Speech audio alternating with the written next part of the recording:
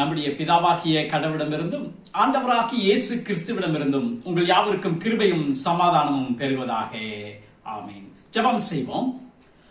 மகா பரிசுத்தமுள்ள நல்ல ஆண்டவரிலே மீண்டுமாக உம்முடைய பிள்ளைகளாகிய நாங்கள் உம்மை ஆராதிக்கும்படியாய் கூடி வந்திருக்கின்றோம். நேற்றும் இன்றும் என்றும் மாறாத ஜீவனுள்ள ஆண்டவராக நீர் இருக்கிறீர். உம்மை தொழுது கொள்கிற பொழுதெல்லாம் எங்களுக்கு சமீபமாய் வந்து எங்களை ஆற்றி தேற்றி அரவணைக்கின்ற உம்முடைய கிருபைக்காய் உமக்கு நன்றி செலுத்துகின்றோம். இப்பொழுதும் உம்முடைய வார்த்தையாகிய அப்பத்தை எங்களுக்கு பிட்டுத்தாரும். அதை அவளோடு கேட்டு அதை எங்களுடைய மனதிலே பதிய வைத்துக் கொண்டு அதற்கு கீழ்ப்படிய வேலைத்தார். நீரே பேசும், நாங்கள் கேட்கின்றோம். இயேசுவின் நாமத்தில் ஜெபிக்கிறோம் நல்ல பிதாவே, ஆமென். கிறிஸ்துவுக்கு எனக்கு அன்பான சகோதர சகோதரிகளே, மீண்டுமாக நாம் ஆண்டவரை தேடி வந்து அவரை ஆராதிக்க ஆண்டவர் கிருபை கொடுத்தார். இன்றைக்கு கர்த்தர் உயிர்த்தெழுந்த பண்டிகைக்கு பின்பதாக வரக்கூடிய 6வது ஞாயிற்றுக்கிழமையாக இந்த நாளிலே நாம் ஆண்டவரை நோக்கி பார்க்கின்றோம். இன்றைக்கு நம்முடைய திருச்சபை மூலமாக தியானிக்கும்படியாக கொடுக்கப்பட்டிருக்கின்ற வேத வசனம், அது பரிசுத்த யோவான் எழுதிய நற்செய்தி நூல் 15ஆம் அதிகாரம் 26ஆம் வசனத்திலிருந்து 16வது அதிகாரம் 4வது வசனம் முடிய நமக்கு கொடுக்கப்பட்டிருக்கிறது. அவற்றிலே 2 வசனங்களை உங்களுக்கு முன்பதாக இன்றைக்கு நான் கொண்டு வருகிறேன். யோவான் 15வது அதிகாரம் 26 மற்றும் 27வது வசனங்கள். பிதாவினிடத்திலிருந்து நான் உங்களுக்கு அனுப்ப போகிறவரும் பிதாவினிடத்திலிருந்து புறப்படுகிறவருமாகிய சத்திய ஆவியாகிய தேற்றவாளன் வரும்போது அவர் என்னை குறித்து சாட்சி கொடுப்பார். நீங்களும் ஆதி முதல் என்னுடனே கூட இருந்தபடியால் எனக்கு சாட்சியாக இருப்பீர்கள். இதுதான் இன்றைக்கு வேத பகுதியாக நமக்கு கொடுக்கப்பட்டிருக்கிறது. இங்கு இந்த வசனத்திலே நாம் பார்க்கின்றோம், ஆண்டவராகிய இயேசு கிறிஸ்து சொல்லுகின்றார், பிதாவினிடத்திலிருந்து புறப்படுகிறவராகிய சத்திய ஆவியாகிய தேற்றவாளன் என்னை குறித்து சாட்சி கொடுப்பார் என்று சொல்லி முதலாவதாக ஒரு காரியத்தை அவர் சொல்லுகின்றார்.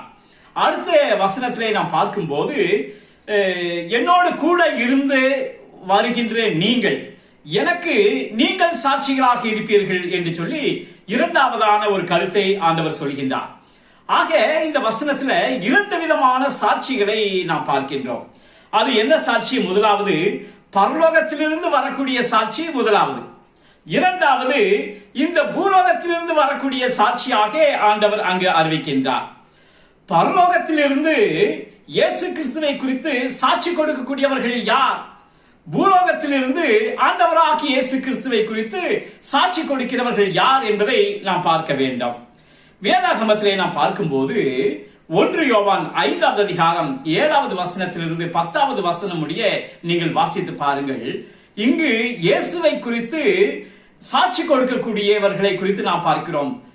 பரலோகத்திலிருந்து சாட்சி கொடுக்கக்கூடியவர்கள், இந்த பூலோகத்திலிருந்தும் சாட்சி கொடுக்கக்கூடியவர்கள். அவர்கள் யார் என்று பார்த்தால் 1 யோவான் 5வது அதிகாரம் 7வது வசனத்திலிருந்து, பரலோகத்தில் சாட்சியிடுகிறவர்கள் 3, பிதா, வார்த்தை, பரிசுத்த ஆவி என்பவர்களே.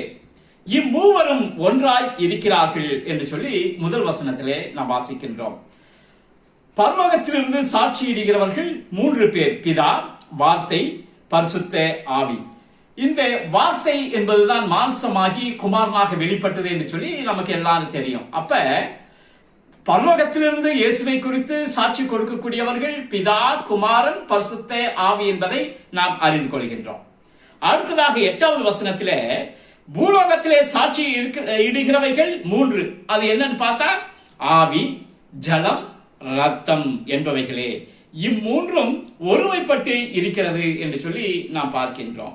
இது எதை குறிக்கிறது என்று சொன்னால் ஆவி, ஆத்மா, சரீரம், இது 3ஐயும் குறிக்கிறது. பரலோகத்திலிருந்து சாட்சி இருக்கக்கூடிய அந்த சக்தி எது? அது ஆண்டவருடைய சக்தியாகவும், இந்த பூலோகத்திலிருந்து சாட்சி கொடுக்கக்கூடியது ஒரு மனிதனுடைய ஆவியாகவும் இருக்கிறது என்பதை நாம் புரிந்து கொள்ள வேண்டும். எனக்கு அன்பான சகோதர சகோதரியில இந்த வசனங்களை நாம் தொடர்ந்து வாசித்து பார்க்கும்போது, இந்த பூலோகத்திலிருந்து சாட்சியிடக்கூடிய இந்த மனிதன், ஆவி, ஆத்மா, சரீரம், அதை எதை அடிப்படையாக கொண்டு அந்த சாட்சியை கூற வேண்டும் என்று சொல்லி நாம் பார்க்கிறோம். 9வது 10வது வசனத்துல, நாம் மனுஷனுடைய சாட்சியை ஏற்றுக்கொண்டால் அதை பார்க்கிலும் தேவனுடைய சாட்சி அதிகமாயிருக்கிறது. தேவன் தமது குமாரனை குறித்த சாட்சி இதுவே என்று சொல்லி நாம் பார்க்கிறோம். அடுத்த வசனத்துல, தேவனுடைய குமாரனிடத்தில் விசுவாசமாய் இருக்கிறவன் அந்த சாட்சியை தனக்குள்ளே கொண்டிருக்கின்றான். அந்த சாட்சியை எங்கு வைத்திருக்கிறான்? தனக்குள்ளாக அவன் வைத்திருக்கிறான் என்று நாம் பார்க்கிறோம். தேவனை விசுவாசியாதவனோ தேவன் தம்முடைய குமாரனை குறித்து கொடுத்த சாட்சியை விசுவாசியாததினாலே அவரை பொய்யராக்குகிறான் என்று சொல்லி நாம் பார்க்கின்றோம். ஆக இந்த பூலோகத்திலிருந்து ஆண்டவருக்கு இயேசுவுக்கு சாட்சியாக விளங்கக்கூடிய மனிதனுக்கு அடிப்படையான காரியம், தேவையான காரியம் என்ன என்று சொன்னால் விசுவாசம் என்பதை இந்த வசனம் நமக்கு தெளிவுபட அது கூறுகின்றது. அன்பானவர்களே, ஆண்டவராகிய இயேசு கிறிஸ்துவை குறித்து இந்த பூலோகத்திலிருந்து சாட்சியாக பகிர்ந்த பல பேரை இன்றைக்கு நாம் பார்க்க போகிறோம் வேதாகமத்தில் இருந்து. முதலாவதாக ஆண்டவராகிய இயேசு கிறிஸ்துவை குறித்து யோவான் ஸ்நானகன் சாட்சியாக சொன்ன வார்த்தையை உங்களுக்கு முன்பதாக நான் கொண்டு வருகின்றேன். யோவான் எழுதின சுவிசேஷம் 1வது அதிகாரம் 32 நீங்கள் வாசித்து பார்க்கும் போது அது ஆரம்பிக்கும் போதே என்ன சொல்கிறது சொன்னால், யோவான் சாட்சியாக சொன்னது ஏதோ ஒரு சாதாரண ஒரு வார்த்தையாக அல்ல, இயேசு கிறிஸ்துவை குறித்து ஒரு சாட்சியாகவே அவர் அந்த வார்த்தையை அவர் சொல்லுகின்றார். அது என்ன வார்த்தை என்று சொன்னால், யோவான் சாட்சியாக சொன்னது, ஆவியானவர் புறாவை போல வானத்திலிருந்து இறங்கி இவர் மேல் தங்கினதை கண்டேன். நானும் இவரை அறியாதிருந்தேன். ஆனாலும் ஜலத்தினால் ஞானஸ்நானம் கொடுக்கும்படி என்னை அனுப்பினவர் அவர் யார்? அவர்தான் பிதா. என்னை அனுப்பினவர் என்ன சொல்றாரு? ஆவியானவர் இறங்கி யார் மேல் தங்குவதை நீ காண்பாயோ அவரே பரிசுத்த ஆவியினாலே ஞானஸ்நானம் கொடுக்கிறவர் என்று எனக்கு சொல்லி இருந்தார் என்று சொல்லி அந்த யோவான் ஸ்நானகன் சொல்றாரு. 34வது வசனத்திலே, அந்தபடியே நான் கண்டு இவரே தேவனுடைய குமாரன் என்று சாட்சி கொடுத்து வருகிறேன் என்று சொல்லி இயேசு கிறிஸ்துவை குறித்த சாட்சியை அங்கு கூறக்கூடியதை நாம் பார்க்கின்றோம். இந்த உலகத்தில் நடைபெறக்கூடிய சம்பவங்கள் ஒவ்வொரு காரியத்தையும் நம் கண்களால் நாம் பார்க்கின்றோம். எந்த ஒரு குற்றமாக இருக்கலாம், எந்த ஒரு காரியமாக இருந்தாலும் அதை கண்களால் கண்டு அதை விட்னஸ் என்று நாம் சொல்கின்றோம். அந்த சாட்சி தான் அதை உறுதிப்படுத்தக்கூடியதாக இருக்கிறது. ஒரு குற்றமே நடந்தாலும் அதை கண்டு அதை சாட்சியாக அதை சொல்லும் போதுதான் அந்த குற்றவாளிக்கு கூடிய அந்த தண்டனையை வழங்கக்கூடியதை நாம் பார்க்கின்றோம். இங்கு யோவான் ஸ்நானகன் தான் கண்டதை அவர் எழுதுகின்றார். அது ஒரு கண்களினாலே பார்த்து அதை சொல்லக்கூடிய ஒரு வார்த்தையை நாம் பார்க்கின்றோம். அதே நேரத்தில் இந்த யோவான் ஸ்நானகன் அந்த இயேசு கிறிஸ்துவை அவர் பார்க்கின்றார். இவர் ஞானஸ்நானம் கொடுக்கும் போது அவர் வந்து கொண்டிருக்கின்றார். இயேசு அதை பார்த்த பொழுது அந்த யோவான் ஸ்நானகன் சொல்லக்கூடிய காரியம் என்ன? இதோ உலகத்தின் பாவத்தை சுமந்து தீர்க்கிற தேவ ஆட்டுக்குட்டி என்று சொன்னார். அவரை பார்த்த மாத்திரத்தில் அவருடைய உள்ளத்திலே அது தோன்றுது. அதுதான் ஒரு சாட்சியின் ஒரு வார்த்தை, இயேசு கிறிஸ்துவை குறித்து ஒரு வார்த்தை. இவர்தான் உலகத்தின் பாவத்தை சுமர்ந்து தீர்க்கிற தேவ ஆட்டுக்குட்டி என்று சொல்லி ஒரு சாட்சியாக அறிவிக்கக்கூடியதை நாம் பார்க்கின்றோம். அதே நேரத்தில் மத்தேயு 3வது அதிகாரம் 11வது வசனத்துல யோவான் ஸ்நானகன் இயேசுவை சுட்டி காண்பித்து, இவர் பரிசுத்த ஆவியினாலும் அக்கினியினாலும் ஞானஸ்நானம் கொடுப்பார் என்று சொல்லி இயேசுவை குறித்து சாட்சி கூறுகின்றதை நாம் வாசிக்கின்றோம். இது யோவான் ஸ்நானகன் இந்த இயேசு கிறிஸ்துவை குறித்த ஒரு சாட்சியை நாம் பார்க்கிறோம். ஆரம்பத்திலிருந்து நாம் பார்க்கும்போது ஆண்டவராக இயேசு தெய்வ பாலகனாக இந்த உலகத்தில் வந்து பிறந்தார் பாருங்க. அவர் பிறந்து 8வது நாளிலே மரியாவும் யோசேப்பும் அந்த தெய்வ பாலகனாகிய கிறிஸ்துவை எடுத்துக்கொண்டு 8வது நாளிலே தேவாலயத்திற்கு அவர்கள் கடந்து வருகிறார்கள். அங்கு சிமியோன் என்று சொல்லக்கூடிய ஒரு தேவ பக்தர் இருக்கிறார். அவர் இந்த மேசியாவாக பிறந்திருக்கின்ற இயேசுவை என்றைக்கு காண்பேன் என்று சொல்லி நீண்ட நாட்களாக அவர் காத்துக் கொண்டிருந்தாராம். இந்த குழந்தையை அவர் கண்டவுடனே தன்னுடைய கரத்திலே வாங்கி அந்த இயேசு கிறிஸ்துவை குறித்து சாட்சியாக சொல்லுகின்றார். இவர் யார் என்று தெரியுமா? ரட்சணியத்தை என் கண்கள் கண்டதே என்று சொன்னார். இந்த உலகத்திற்கு ரட்சணியம் இவர் மூலமாகத்தான், ரட்சிப்பு இவர் மூலமாகத்தான். ஆகவே இயேசுவை பார்த்து அந்த தெய்வ பாலகனாகிய கிறிஸ்துவை பார்த்து அந்த சிமியோன் சொன்னார் ரட்சணியம் என்று அவர் சொல்லக்கூடிய வார்த்தையை நாம் பார்க்கின்றோம். எனக்கு அன்பான சகோதர சகோதரியில அதை தொடர்ந்து நாம் பார்க்கும்போது அதே தேவாலயத்திலே அன்னாள் என்று சொல்லக்கூடிய ஒரு தீர்க்கதரிசி இருந்தார்கள். அவர்கள் ஒரு விதவை தீர்க்கதரிசியாக இருந்தார்கள் என்று சொல்லி நாம் பார்க்கிறோம். அவர்கள் அந்த குழந்தையை பார்த்த மாத்திரத்திலே அவர்களும் உள்ளத்தின் ஆழத்திலிருந்து மேசியாவுக்காக நாம் காத்துக் கொண்டிருந்தோமே, மீட்பு எப்பொழுது வரும் என்று நாம் காத்துக் கொண்டிருந்தோமே, அவர்தான் இவர் என்று சொல்லி அவள் புகழ்ந்ததாக வேத வசனத்திலே வாசிக்கிறோம். லூக்கா 2 அதிகாரம் 38 வசனத்திலே அந்த அன்னாள் இயேசுவை புகழ்ந்து மீட்புண்டாக காத்திருந்த யாவருக்கும் அவரை குறித்து பேசினார் என்று சொல்லி நாம் பார்க்கின்றோம். எனக்கு அன்பான சகோதர சகோதரிகளே, அன்றைக்கு ஆண்டவராகி இயேசு கிறிஸ்து தன்னுடைய சீஷர்களை பார்த்து, பிதாவினிடத்திலிருந்து எனக்கு அந்த சாட்சிகள் வரும், பரிசுத்த ஆவியானவராகிய தேற்றவாளன் என்னை குறித்து சாட்சி பகர்வார் என்று சொன்னது மாத்திரமல்ல, நீங்களும் இப்பொழுது என்னோடு கூட இருக்கிறீர்கள், நான் செய்கின்ற அற்புதங்கள் அடையாளங்கள் எல்லாவற்றையும் நீங்கள் பார்த்துக் கொண்டே இருக்கிறீர்கள், என்னுடைய ஊழியத்தை தொடர்ந்து கவனித்துக் கொண்டே இருக்கிறீர்கள், ஆகவே என்னோடு கூட இருந்தபடியால் நீங்கள் தான் எனக்கு சாட்சிகளாக இருப்பீர்கள், நீங்கள் எனக்கு சாட்சிகளாக இருப்பீர்கள் என்று சொல்லி அவர் சொல்லக்கூடிய வார்த்தையை நாம் பார்க்கின்றோம். தேவனாலே தெரிந்தெடுக்கப்பட்டு அழைக்கப்பட்டு கிறிஸ்தவர்களாக இருக்கிற நாம் தான் இன்றைக்கு அந்த ஆண்டவராகிய இயேசு கிறிஸ்துவுக்கு சாட்சிகள் என்பதை முதலாவதாக நாம் புரிந்து கொள்ள வேண்டும். இங்கு யாரை குறித்தோ என்று சொல்லப்பட்டு கொண்டிருக்கிறது என்று சொல்லி நாம் எண்ணிவிடக்கூடாது. அன்றைக்கு சிறுகளை பார்த்துதான் அவருக்கு சாட்சியாக இருக்க வேண்டும் என்று ஆண்டவர் சொன்னார் என்று அர்த்தம் அல்ல. இன்றைக்கு நாம் ஒவ்வொருவரும் ஆண்டவராலே தெரிந்தெடுக்கப்பட்டவர்கள், ஆண்டவராலே அழைக்கப்பட்டவர்களாகி நாம் ஒவ்வொருவருமே ஆண்டவருடைய சீசர்களாக இருக்கின்றோம். ஆகவே நாமும் ஆண்டவராகிய இயேசு கிறிஸ்துவுக்கு சாட்சியாக இருக்கிறோம் என்பதை நாம் புரிந்து கொள்ள வேண்டும். எனக்கு அன்பான சகோதர சகோதரிகளே, உயிர்த்தெழுந்த ஆண்டவராகிய இயேசு கிறிஸ்து சீஷர்களை பார்த்து நீங்களே எனக்கு சாட்சிகளாக இருக்கிறீர்கள் என்று சொன்னது மாத்திரமல்ல, அந்த சாட்சியை நீங்கள் எப்படி வெளிப்படுத்த முடியும், எப்படி அதை நிறைவேற்ற முடியும் என்று சொல்லி ஆண்டவர் சொல்லுகின்றார். மத்தேயு எழுதின சுவிசேஷம் 28 அதிகாரம் 19 வசனத்துல, எனக்கு சாட்சியாக இருக்கக்கூடிய நீங்கள், எனக்கு சாட்சியாக விலகக்கூடிய நீங்கள் செய்ய வேண்டிய காரியம் என்ன? நீங்கள் புறப்பட்டு போய் சகல ஜாதிகளையும் சீஷராக்கி பிதா குமாரன் பரிசுத்த ஆவியின் நாமத்தினாலே அவர்களுக்கு ஞானஸ்நானம் கொடுத்து நான் உங்களுக்கு கட்டளையிட்ட யாவையும் அவர்கள் கை கொள்ளும்படி அவர்களுக்கு உபதேசம் பண்ணுங்கள்.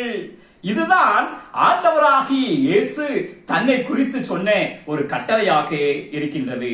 நீங்கள் என்னோடு இருந்தபடியால் நீங்கள் கண்டதையும், நீங்கள் கேட்டதையும், நீங்கள் அனுபவித்ததையும், நீங்கள் என்னோடு இருந்து ஊழியத்திலே பார்த்த ஒவ்வொரு காரியத்தையும் நீங்கள் இந்த உலகத்திற்கு நீங்கள் அறிவிக்க வேண்டும் என்று சொல்லி நான் பார்க்கின்றோம். ஆகவே அந்த வசனம் தான் உலகமெங்கும் சீஷர்கள் புறப்பட்டு போய் அந்த விதையை விதைத்தார்கள். அந்த விதைதான் இன்றைக்கு பலுகி பெருகி இந்த உலகத்தில கிறிஸ்தவ மார்க்கம் இந்த அளவுக்கு உலகத்திலே பரவி அது வியாபித்து இருக்கிறது என்று சொன்னால், அன்றைக்கு ஆண்டவராகிய இயேசு கிறிஸ்துடைய அந்த வார்த்தைகளுக்கு கீழ்ப்படிந்து உலகமெங்கும் அந்த சீஷர்கள் சாட்சியாக இருந்து ஆண்டவரை வெளிப்படுத்தினபடியினால் என்பதை நாம் புரிந்து கொள்ள வேண்டும். இன்றைக்கு உலக ஜனத்தொகை 700 கோடிக்கு மேலாக இருக்கு. இதுல பெரும் பகுதியான மக்கள், பெரும் பல நாட்டினர் அவர்கள் ஆண்டவராகிய இயேசு கிறிஸ்துவை தங்களுடைய சொந்த ரட்சகராக ஏற்றிருக்கிறார் என்று சொன்னால், அந்த ஆண்டவரை அறிந்த பிள்ளைகள் இன்றைக்கும் சாட்சியாக அவர்கள் விளங்கிக் கொண்டிருக்கிறார்கள் என்பதை நாம் புரிந்து கொள்ள வேண்டும். எனக்கு அன்பான சகோதர சகோதரிகளே, வேதாகமத்திலே நாம் பார்க்கும்போது ஆண்டவராகிய இயேசு கிறிஸ்து அவர் தன்னை குறித்தும் தன்னுடைய ஊழியத்தை குறித்தும் மக்கள் என்ன நினைக்கிறார்கள், எப்படி என்னை ஏற்றுக்கொள்கிறார்கள் என்பதை குறித்து அறிந்து கொள்ள அவர் விரும்பினார். ஊழியத்தை நாம் செய்கிறோம், அற்புதங்களையும் அடையாளங்களையும் செய்கின்றோம். அதனுடைய அந்த கருத்து கணிப்புன்னு ஒன்று சொல்லுவோமே, ஒரு காரியம் செய்யும் போது அதை மக்கள் எப்படி எடுத்துக்கொள்கிறார்கள், எப்படி புரிந்து கொள்கின்றார்கள். ஆகவே தன்னை குறித்து மக்கள் என்ன நினைக்கிறார்கள் என்கின்ற ஒரு எண்ணம் இயேசுவுக்குள்ளாக இருந்தது. இதைத்தான் அந்த ஃபீட்பேக் என்று சொல்லுவோம். ஒரு காரியம் நடைபெற்றால் அதனுடைய அது அடுத்து நடைபெறக்கூடிய நிகழ்வு, அதனுடைய பிரதிபலிப்பு எப்படி இருக்கிறது என்பதை புரிந்து கொள்ளக்கூடிய ஒரு காரியம். மத்தேயு நற்செய்தி நூல் 16 அதிகாரம் 13 வசனத்திலிருந்து நீங்கள் வாசித்து பார்ப்பீர்கள் என்று சொன்னால், ஆண்டவராகிய இயேசு கிறிஸ்து மனுஷகுமாரனாகிய என்னை ஜனங்கள் யார் என்று சொல்லுகிறார்கள் என்று சொல்லி ஒரு நாள் சீஷர்களை அழைத்து அவர் கேட்கின்றார். நீங்கள் அற்புதத்தை எல்லாம் பார்த்துக் கொண்டிருக்கிறீர்கள், என்னை குறித்து, என்னுடைய ஊழியத்தை குறித்து மனுஷகுமாரனாகிய என்னை ஜனங்கள் யார் என்று சொல்லுகிறார்கள் என்று கேட்கின்றார். அப்ப சீஷர்கள் பதில் சொல்றாங்க, ஒவ்வொருத்தரும் ஒவ்வொரு பதில் சொல்றாங்க. சிலர் யோவான் ஸ்நானகன் என்று சொல்லுகிறார்கள் என்று சொல்லுகிறார்கள், சிலர் எலியா என்றும், சிலர் எரேமியா என்றும், சிலர் தீர்க்கதரிசிகளில் ஒருவர் என்றும், சிலர் சொல்லுகிறார்கள் என்று சொல்லி பதிலை அந்த சீஷர்கள் சொல்லுகிறார்கள். இதை கேட்ட ஆண்டவராக இயேசு, சரி அதெல்லாம் இருக்கட்டும், நான் யார், என்னை குறித்து நீங்க என்ன சொல்றீங்க அப்படின்னு சொல்லி ஆண்டவராக இயேசு சீஷனிடமே கேட்கக்கூடிய ஒரு காரியத்தை நாம் பார்க்கின்றோம். 15வது வசனத்துல, நீங்கள் என்னை யார் என்று சொல்கிறீர்கள் என்று கேட்கின்றார். 16வது வசனத்துல நாம் வாசிக்கின்றோம், அதற்கு பேதுரு அவர் பதில் கொடுக்கிறார். என்ன பதில் கொடுக்கிறார் சொன்னா, ஆண்டவரே நீர் ஜீவனுள்ள தேவனுடைய குமாரனாகிய கிறிஸ்து, நீர் ஜீவனுள்ள தேவனுடைய குமாரனாகிய கிறிஸ்து என்று சொல்லுகின்றார். இந்த பதில பார்த்த உடனே ஆண்டவராக இயேசு கிறிஸ்துவுக்கு ஒரே சந்தோஷம். ஆகவே அந்த பேதுருவை ஆண்டவர் வாழ்த்தி அவர் சொல்லுகிறார். 17வது வசனத்துல, யோனாவின் குமாரனாகிய சீமோனே நீ பாக்கியவான், மாம்சமும் ரத்தமும் இதை உனக்கு வெளிப்படுத்தவில்லை, பரலோகத்தில் இருக்கிற என் பிதா இதை உனக்கு வெளிப்படுத்தினார் அப்படின்னு சொல்லி அவரை பாராட்டுகின்றதை நாம் பார்க்கின்றோம். எனக்கு அன்பான சகோதர சகோதரிகளை, சீஷர்களை பார்த்து தன்னை குறித்து உலகம் என்ன நினைக்கிறது என்பதை கேட்ட அறிந்த ஆண்டவராகிய இயேசு கிறிஸ்து சீஷர்களுடைய கருத்தையும் அங்கு அறிந்து கொள்ளக்கூடிய ஒரு காரியத்தை நாம் பார்க்கின்றோம். இதே வண்ணமாகத்தான் ஆண்டவராகிய இயேசு கிறிஸ்து ஒரு நாள் பரிசேயர்கள் எல்லாம் இருக்கின்ற பொழுது அவர் கேட்கின்றார். மத்தேயு எழுதின சுவிசேஷம் 22வது அதிகாரம் 42வது வசனத்தில் அதை வாசிக்கிறோம். கிறிஸ்துவை குறித்து நீங்கள் என்ன நினைக்கிறீர்கள் என்று பரிசேயரிடமே கேட்கக்கூடிய ஒரு காரியத்தை நாம் பார்க்கிறோம் அந்த வசனத்துல. அதற்கு பரிசேயர் அவருடைய பதிலெல்லாம் நீங்க பார்க்கும்போது வேதனைக்குரிய ஒரு விஷயமாக இருக்கிறது. பிரதான ஆசாரியர்கள், மூப்பர்கள் என்ன சொல்கிறார்கள் இயேசு கிறிஸ்துவை குறித்து? மத்தேயு 26வது அதிகாரம் 59வது வசனத்திலிருந்து நீங்க வாசி பாருங்க. இவர் தேவதூஷணம் சொல்லுகிறார் என்று சொல்லி இயேசுவை குறித்து அவங்க சொல்லக்கூடிய வார்த்தையை நாம் பார்க்கிறோம். 65வது வசனத்திலேயே நாம் வாசிக்கிறோம், இவர் தேவதூஷணம் சொல்லுகிறார் என்று சொல்லி இயேசுவை குறித்து சொல்லுகின்றார்கள். இவர் நியாய பிரமாணத்திற்கு விரோதமானவர் என்று சொல்லக்கூடிய வார்த்தையை நாம் பார்க்கின்றோம். 66வது வசனத்துல இவர் மரணத்திற்கு பாத்திரமானாக கூடியவர் என்று சொல்லி இயேசு கிறிஸ்துவை குறித்த ஒரு சாட்சியை அங்கு வேத பாரகர்கள், பிரதான ஆசாரியர்கள், மூப்பர்கள் இவர்கள் சொல்லக்கூடிய ஒரு வார்த்தையை நாம் பார்க்கின்றோம். எனக்கு அன்பான தேவ ஜனமே, அவருடைய மரணம் சம்பவிக்கக்கூடிய அந்த சூழ்நிலையில பிலாத்துவின் மனைவியை குறித்து நாம் பார்க்கும்போது அவள் இயேசு கிறிஸ்துவை குறித்து அவள் அறிந்திருந்தாள். ஆகவே தான் பிலாத்துவுக்கு அவள் செய்தியை சொல்லி அனுப்புகின்றாள். இந்த இயேசு யார்? அவர் ஒரு நீதிமான், அவர் மீது எந்த குற்றமும் சுமத்தாதீங்க, அவருக்கு எந்த ஒரு கெடுதலும் செய்து விடாதீர்கள் என்று சொல்லக்கூடிய ஒரு வார்த்தையை பிலாத்துவின் மனைவி சொன்னதாக வேதாகமத்திலே வாசிக்கின்றோம். அதையெல்லாம் கேட்கின்றார் இந்த பிலாத்து. அவரும் மற்றவர்களிடத்திலே சொல்லுகின்றார், இவரிடத்திலே ஒரு குற்றத்தையும் காணவில்லை, இவர் குற்றமற்றவன் என்று சொல்லி இயேசு கிறிஸ்துவை குறித்து அவர் சாட்சி கொடுக்கின்றார். இவர் குற்றமில்லாதவர், ஆனால் நீங்கள் பழியை போடுகிறீர்களே என்று சொல்லி அங்கு பிலாத்து கேட்கக்கூடிய ஒரு காரியத்தையும் நாம் பார்க்கின்றோம். ஆண்டவருடைய சீஷர்களில் ஒருவர் யூதாஸ், அவர் இயேசுவை காட்டி கொடுத்தார். காட்டி கொடுத்து அவரை இயேசுவை பிடித்து எடுத்து கூட்டிக் கொண்டு போய்விட்டார்கள்.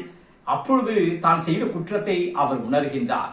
அப்பொழுதுதான் அவர் வாயிலிருந்து அந்த வார்த்தை புறப்படுகின்றது, குற்றமில்லாத ரத்தத்தை நான் காட்டி கொடுத்து விட்டேனே என்று சொல்லி ஆண்டவராக இயேசு கிறிஸ்துவை குறித்து சொல்லக்கூடிய வார்த்தையை நாம் பார்க்கின்றோம். குற்றமில்லாத ரத்தத்தை நான் காட்டி கொடுத்து விட்டேனே என்று சொல்லக்கூடிய ஒரு வார்த்தை, அதுதான் யூதாஸ் வாயிலிருந்து புறப்பட்ட இயேசு கிறிஸ்துவை குறித்த ஒரு சாட்சியின் வார்த்தையாகவே அது காணப்படுகிறது. ஆனால் அது காலம் தாழ்ந்து வந்தபடினாலே அதனால ஒரு பிரயோஜனம் இல்லாத ஒரு சூழ்நிலையை நாம் பார்க்கிறோம். இப்பொழுது இந்த இயேசு கிறிஸ்துவை குறித்து பிதா சொல்லக்கூடிய வார்த்தையை நாம் பார்த்தோம். பரலோகத்திலிருந்து வரக்கூடிய வார்த்தைகளை நாம் கேட்டோம். அடுத்ததாக யோவான் ஸ்நானகன் இயேசு கிறிஸ்துவை குறித்து சொன்ன வார்த்தைகளை நாம் கேட்டோம். அடுத்ததாக நாம் பிலாத்தினுடைய மனைவி மற்றும் பிரதான ஆசிரியர்கள் இவர்களுடைய வார்த்தைகளை எல்லாம் நாம் கேட்டோம். சிமியோன், அன்னாள் இவர்கள் சொன்ன வார்த்தைகளை எல்லாம் நாம் கேட்டோம். இயேசு கிறிஸ்துவை குறித்து தேவதூதர்களுடைய சாட்சி என்ன, அது நம்ம பார்க்கணும். அதை நாம் பார்க்கும்போது லூக்கா 2வது அதிகாரம் 11வது வசனத்துல அந்த தெய்வ பலகனாகிய கிறிஸ்து இந்த உலகத்திலே வந்து பிறந்த பொழுது அங்கு தேவதூதர்கள் வந்து அறிவிக்கிறார்கள், இன்று கர்த்தராகிய இயேசு கிறிஸ்து என்னும் இரட்சகர் உங்களுக்கு தாவீதின் ஊரிலே பிறந்திருக்கிறார். இன்று கிறிஸ்து என்னும் இரட்சகர், இந்த உலகத்தை மீட்கக்கூடியவர், இந்த உலகத்தை ரட்சிக்கக்கூடியவர் என்று சொல்லி இயேசுவை குறித்து சாட்சியாக தேவதூதருடைய வார்த்தையை நாம் பார்க்கின்றோம். பிதாவாகிய தேவன் இந்த இயேசு கிறிஸ்துவை குறித்து என்ன சொல்கிறார் என்று நாம் பார்க்கும்போது, ஆண்டவராகிய இயேசு கிறிஸ்து ஞானஸ்நானம் பெற்று அவர் எழும்போது வானம் திறக்கப்படுகின்றது. அப்பொழுது பரிசுத்த ஆவியானவர் புறாவை போல இறங்கி அவர் மீது இறங்குகின்றார். அப்பொழுது வானத்திலிருந்து ஒரு சத்தம், என்ன சத்தம்? இவர் என் நேசகுமாரன், இவரில் நான் பிரியமாயிருக்கிறேன் என்று சொல்லக்கூடிய வார்த்தை. அப்ப இந்த இயேசு கிறிஸ்துவை குறித்து பரலோகத்திலிருந்து கொண்டு வரப்பட்ட அந்த சாட்சி என்ன? இவர் என் நேசகுமாரன், இவரில் நான் பிரியமாயிருக்கிறேன். மற்றொரு முறை ஆண்டவராகிய இயேசு மறுரூபம் அடையக்கூடிய நிலையில அதே மாதிரி வானம் திறக்கப்பட்டது. பரலோக வார்த்தை பரலோகத்திலிருந்து உண்டானது, இவர் என் நேசகுமாரன், இவருடைய வார்த்தைகளுக்கு நீங்கள் செவி கொடுக்க வேண்டும் என்று சொல்லக்கூடிய வார்த்தை பரலோகத்திலிருந்து உருவானதை நாம் பார்க்கின்றோம். எனக்கு அன்பான சகோதர சகோதரியில இப்போது தேவ தூதர்கள் அவர்கள் சொன்ன வார்த்தையை நாம் கேட்கின்றோம். பிதாவாகிய தேவன், பரலோகத்திலிருந்து பரிசுத்த ஆவியானவர் அவர்கள் சொல்லக்கூடிய வார்த்தையை நாம் கேட்கின்றோம். அடுத்ததாக இயேசு கிறிஸ்துவை குறித்து ஒரு பொதுமக்களுடைய கருத்து கணிப்பு என்ன என்று நாம் பார்க்கும்போது, ஒரு நாள் ஆண்டவராகிய இயேசு கிறிஸ்து வல்லமையாக பிரசங்கித்துக் கொண்டிருக்கிறார். அற்புதங்களும் அடையாளங்களும் நடந்து கொண்டிருக்கின்றது. அப்பொழுது அங்கு குழுமியிருந்த மக்கள் பார்க்கிறார்கள், இவர் ஒரு தச்சன் அல்லவா என்று சொல்லக்கூடிய வார்த்தை மார்க்கு 6வது அதிகாரம் 23வது வசனத்துல இவன் ஒரு தச்சன் அல்லவா என்று சொல்கிறார்கள். இவன் யோசேப்புக்கு பிறந்தவர் அல்லவா, இவருடைய சகோதர சகோதரிகள் எல்லாம் நம்மிடத்தில் இருக்கிறார்கள் அல்லவா, இவருக்கு எங்கிருந்து இந்த வல்லமை வந்தது, எங்கிருந்து இந்த அதிகாரம் வந்தது என்று சொல்லி அங்கு இயேசு கிறிஸ்துவை ஒரு தச்சனாக பார்த்தார்களே ஒழிய ஒரு மீட்பராக, ஒரு மேசியாவாக அவர்கள் காணவில்லை என்பதை நாம் அறிந்து கொள்கின்றோம். எனக்கு அன்பான சகோதர சகோதரியில ஆண்டவராகிய இயேசு கிறிஸ்து குறித்து நாம் சாட்சியாக இருக்கின்றோம். அதே நேரத்தில் ஆண்டவராகிய இயேசுவும் நம் ஒவ்வொருவரை குறித்த சாட்சி பகரக்கூடியவராக இருக்கிறார் என்பதையும் நாம் புரிந்து கொள்ள வேண்டும். ஏதோ நாம தான் இயேசு கிறிஸ்துவை குறித்து நாம் சாட்சி பகர வேண்டும் என்று அர்த்தம் அல்ல. ஆண்டவராகிய இயேசுவும் மனிதர்களாகி நம் ஒவ்வொருடைய செயல்பாடுகளை பார்க்கக்கூடியவர். ஆகவே தான் மனிதன் முகத்தை பார்க்கிறான், நம்முடைய ஆண்டவரோடு நம்முடைய உள்ளத்தின் ஆழத்தை அறிந்திருக்கிறார். தனக்கென்று சீஷர்களை எல்லாம் ஆண்டவர் தெரிவு செய்து கொண்டிருக்கிறார். அப்பொழுது நாத்தான் வேலை ஆண்டவராகிய இயேசு பார்க்கின்றார். இந்த நாத்தான் வேல்னா யார் என்று வேதாகமத்தில் நாம் பார்க்கின்றோம். அவர் பர்திலமே என்று சொல்லக்கூடிய நாத்தான் வேல், அவர் ஆண்டவருடைய சீஷர் என்று நமக்கு தெரியும். அந்த நாத்தான் வேலை பார்த்த உடனே ஆண்டவராகிய இயேசு கிறிஸ்து சொல்லக்கூடிய ஒரு சாட்சியை நாம பார்க்கிறோம். இயேசுவை கண்ட மாத்திரத்துல அந்த நாத்தான்வேல் சொல்லக்கூடிய வார்த்தையை நாம் பார்க்கின்றோம். யோவான் 1வது அதிகாரம் 49வது வசனத்தை பாருங்க. அதுல ரபி, நீர் தேவனுடைய குமாரன், நீர் இஸ்ரவேலின் ராஜா என்று சொல்லி அந்த நாத்தான்வேல் இயேசு கிறிஸ்துவை குறித்து சாட்சி பகரக்கூடிய ஒரு காரியத்தை நாம் பார்க்கின்றோம். இந்த வார்த்தையை கேட்டவுடனே ஆண்டவருக்கு ரொம்ப சந்தோஷம். 47வது வசனத்துல இயேசு நாத்தான்வேலை தம்மிடத்தில் வர கண்டு அவனை குறித்து இதோ கபடற்ற உத்தம இஸ்ரவேல் என்று சொன்னார். நாத்தான்வேலை பார்த்து ஆண்டவராக இயேசு சொல்கின்றார், இதோ கபடற்ற உத்தம இஸ்ரவேல். இது எவ்வளவு பெரிய ஒரு சாட்சி பாருங்க. அப்படிப்பட்ட ஒரு வாய்ப்பை அங்கு சாட்சியாக விளங்கின அந்த நாத்தான்வேல் பெறக்கூடிய ஒரு காரியத்தை நாம் பார்க்கின்றோம். எனக்கு அன்பான சகோதர சகோதரிகளை, நாம் செய்கின்ற சாட்சியான காரியங்களையும் சரி, ஆண்டவருக்கு விரோதமாக செயல்படக்கூடிய ஒரு காரியங்களையும் கூட ஆண்டவர் பார்த்து கொண்டே இருக்கிறார். ஆகவே அதற்கேற்ற ஒரு சாட்சியை ஆண்டவர் நமக்கு கொடுத்து கொண்டே இருக்கிறார் என்பதையும் நாம் புரிந்து கொள்ள வேண்டும். ஆண்டவருக்கு விரோதமாகவும் ஆண்டவருடைய ஊழியத்திற்கு விரோதமாகவும் சவுல் எழுப்பி நின்றான் என்று சொல்லி நாம் பார்க்கிறோம். ஆனால் அந்த சவுலை ஆண்டவர் மாற்றி பவுலாக மாற்ற ஆண்டவர் சித்தம் வைத்தார். ஆகவே தமஸ்கு ரோட்டிலே ஆண்டவருடைய பிள்ளைகளுக்கு விரோதமாக புறப்பட்டு வந்து கொண்டிருக்கும் போது ஒரு பெரிய ஒளி அங்கு கலந்து வருகிறது, அந்த சவுலை சந்திக்கின்றது. அப்பொழுது அவர் யார், நீர் யார் என்று அவன் கேட்கின்றான்.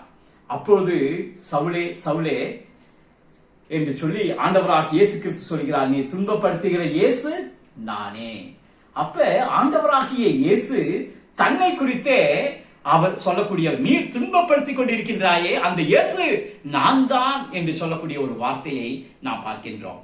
எனக்கு அன்பான சகோதர சகோதரிகளே, இந்த உலக வாழ்க்கையிலே நமக்கு கொடுத்திருக்கின்ற நாட்களிலே நாம் செய்யக்கூடிய ஒவ்வொரு நற்காரியமும் ஆண்டவருக்கு மகிமையானதாக காணப்பட வேண்டும். ஏனென்று சொன்னால் நாம் ஒரு சாதாரணமான மனிதர்களே அல்ல, ஆண்டவராலே தெரிந்தெடுக்கப்பட்டவர்கள், ஆண்டவராலே அழைக்கப்பட்டவர்கள். ஆகவே ஆண்டவராகி தேவன் பல காரியங்களை நம்மிடத்திலிருந்து அவர் எதிர்பார்க்கின்றார். ஆனால் அநேக நேரங்களிலே உலக மக்கள் ஆண்டவருடைய அழைப்பை மறந்து பல்வேறு நிலைகளிலே ஆண்டவரை துக்கப்படுத்தி விடுகின்றார்கள். பலவிதமான பாவங்கள் மூலமாக ஆண்டவராகிய இயேசு கிறிஸ்துவை மீண்டும் மீண்டுமாக சிலுவையிலே அறையக்கூடிய காரியத்தை நாம் பார்க்கின்றோம். ஆனால் இன்றைக்கு ஒரு கிறிஸ்தவன் என்று நாம் சொல்லுகின்றோமே, கிறிஸ்துவை உடையவன் தான் கிறிஸ்தவன். ஆகவே இந்த உலக வாழ்க்கையில ஆண்டவர் தான் நமக்கு முன்மாதிரி, இயேசுதான் நமக்கு முன்மாதிரி. அவருடைய அன்பு, அவருடைய மனதுருக்கம், அவருடைய பரிசுத்தம், இவற்றை நம்முடைய வாழ்க்கையில நாம் பின்பற்றக்கூடியவர்களாக இருக்க வேண்டும். அப்பொழுதுதான் உண்மையான சாட்சிகளாக நாம் விளங்க முடியும். ஆண்டவர் எதையெல்லாம் நமக்கு கற்றுத் தந்தாரோ அதையெல்லாம் போதுங்கள் என்று சொன்னாரே. ஆகவே இயேசுவிடமிருந்து என்னென்ன ஆசீர்வாதங்களை எல்லாம் பெற்றுக்கொண்டோமோ அதை உலகத்திற்கு அறிவிக்க வேண்டும். இந்த உலகத்திலே சந்தோஷம், இந்த உலகத்திலே சமாதானம், இந்த உலகத்திலே மீட்பு, இந்த உலகத்திலே விடுதலை, இந்த உலகத்திலே பராமரிப்பு, இந்த உலகத்திலே பாதுகாப்பு அனைத்தையும் கொடுக்கக்கூடியவர் ஆண்டவராகி இயேசு என்று சொல்லி நாம் விசுவாசித்து உறுதியாய் பற்றி கொண்டு அதை உலக மக்களுக்கு அறிவிப்போம் என்று சொன்னால் நாம் தான் உண்மையான சாட்சிகளாக ஆண்டவர் நம்மை பயன்படுத்துவார். எனக்கு அன்பான சகோதர சகோதரிகளே, அப்படிப்பட்ட நிலையில இந்த உலக வாழ்க்கையில ஆண்டவருக்கு என்று மகிமையான ஒரு சாட்சிகளாக பிரகாசிக்க ஆண்டவர் தாமே நாம் ஒவ்வொருவருக்கும் கிருபை செய்வாராக. ஆமென். ஜெபம் செய்வோம். மகா பரிசுத்தமுள்ள நல்ல ஆண்டவரே, மீண்டுமாக உம்முடைய பிள்ளைகளாக நாங்கள் நோக்கி பார்க்கின்றோம். நீங்களே எனக்கு சாட்சிகளாக இருக்கிறீர்கள் என்று சொல்லி ஆண்டவரே எங்களை பார்த்து நீர் சொல்லுகின்றீர். உலக வாழ்க்கையில் உம்மாலே அழைக்கப்பட்டு விசேஷ தன்மையை பெற்றிருக்கின்ற நாங்கள் பல்வேறு நிலைகளிலே அந்த அழைப்பை மறந்து ஆண்டவருக்கு சாட்சிகளாக இல்லாதபடி ஆண்டவரை நாங்கள் துக்கப்படுத்தி இருக்கின்றோம். ஆனாலும் எங்களை புதுப்பித்துக் கொண்டு உத்தம சாட்சிகளாக விளங்க வேண்டும் என்று சொல்லி விளங்குகிறீர். ஆகவே எங்களுடைய வாழ்க்கை முறைகளிலே, எங்களுடைய பேச்சிலே, ஆண்டவர்களுடைய செயல்பாடுகளிலே ஆண்டவரை நாங்கள் உண்மை வெளிப்படுத்த உங்களுடைய அன்பை பிரகாசிக்கக்கூடியவர்களாக, ஆண்டவர் அதை வெளிப்படுத்தக்கூடியவர்களாக வாழ்ந்து சாட்சியுள்ளவர்களாக வாழ எங்கள் ஒவ்வொருவரையும் பயன்படுத்தும். சபை மக்கள் ஒவ்வொருவரையும் அப்படியாய் ஆசீர்வதியும். தேவையெல்லாம் சந்திப்பீராக. உடைய தெய்வீக பாதுகாப்பும் அரவணைப்பும் ஒவ்வொரு குடும்பத்தின் மக்களோடும் இருப்பதாக இயேசுவின் நாமத்தில் ஜெபிக்கிறோம் நல்ல பிதாவே. எனக்கு அன்பான சகோதர சகோதரிகளே, ஆண்டுடைய நாமத்தில் உங்களை வாழ்த்துகிறோம். இந்த செய்தியை கேட்டிருக்கிறீங்க, இந்த ஆராதனையில் பங்கு பெற்றிருக்கிறீர்கள். கர்த்தருடைய ஆசீர்வாதம் உங்கள் ஒவ்வொருவருக்கும் உங்களுடைய குடும்பத்தின் மேலும் தங்கி தரிப்பதாக. God bless you.